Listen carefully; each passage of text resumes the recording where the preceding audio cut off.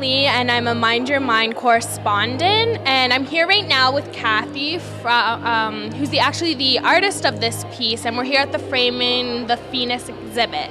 So I guess my first question is, I just wanted to know what inspired you to do this piece? Like, it's obviously really detailed and it's really like vivid, so what inspired you? I have an artist friend who lives in the same building as I do, and we were talking about drawing nudes and drawing people.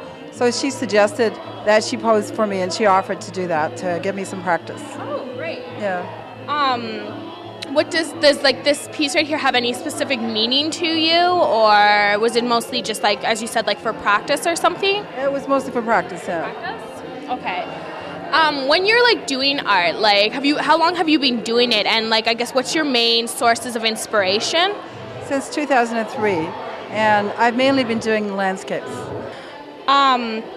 Are there, like, you were talking about your one friend, how like she was in your apartment, you were talking about in the building, and she's an artist and stuff like that. Is there anyone else like around you, like family or anything, that either offers inspiration or who you kind of like take after or look up to as other artists?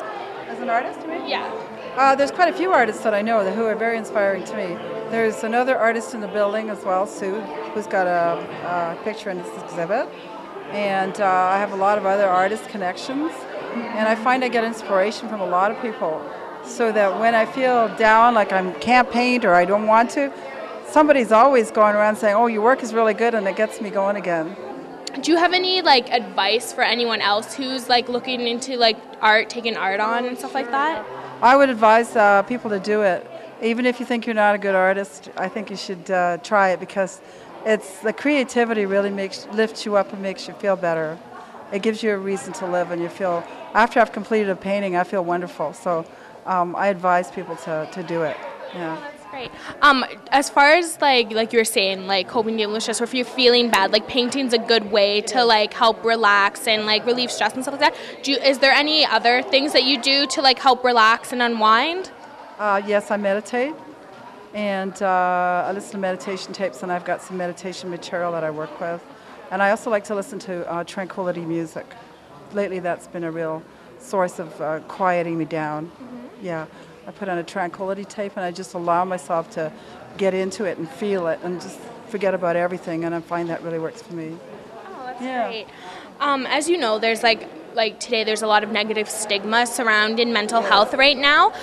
If there was, I guess, one piece of advice that you could, like, if you could put out there and kind of educate the public or inform the public concerning mental health, what do you think it would be? Don't look at them like they're different from you, because they're not. That's the worst enemy for people who have mental health problems, is the way people look at us. That's the worst thing. So basically, think of it as another illness, like diabetes or something like that, and that the stigma has to go. That's what I'm saying. You just got to stop stigmatizing people, because in the past people have had trouble getting work and socializing just because they've been mentally ill before, and that's so unfair. It shouldn't be like that. No, absolutely. I totally agree. Consider, like you said, it is a medical condition, and it should be looked upon and treated the same way. I guess for my final question, like I told you, Mind Your Mind is a mental health website created for youth to help get help and to encourage them to seek like credible resources and to get out there and help their friends as well. What's a piece of advice you think you could give to youth today as far as dealing or coping with mental illness? Oh, I just tell the youth that it's so prevalent that you're probably in the majority. Don't worry about it. Carry on with your life and just say the heck with it.